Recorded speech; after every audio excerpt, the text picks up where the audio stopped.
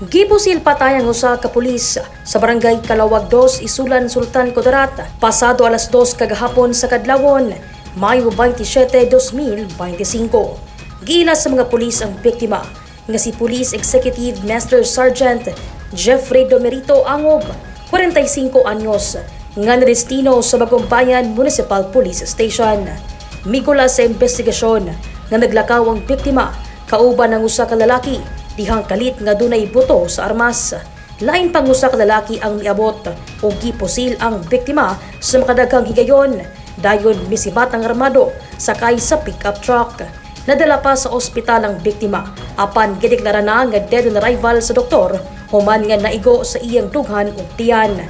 Narecover sa crime scene ang 5 ka basiyo sa caliber 45 pistol ug usa ka basiyo sa 9mm caliber. Nagpahigayon dayon og hot pursuit operation ng mga pulis ug nadakpan sa susamang adlaw ang mga suspek didto sa POLOMOLOK, South COTABATO. Nasayran sa mga pulis nga mag-amahan ang mga suspek nga giilang sila alias Vincent, 44 anyos ug alias BJ, 25 anyos. Personal nga away ang itan-aw nga motibo sa krimen. Anaa karon sa kustodiya sa mga pulis ang mga dinakpan nga posibleng mag-atubang sa kasong murder. Daiza Libong, Newsline Philippines, Province of Cotabato. Stay safe.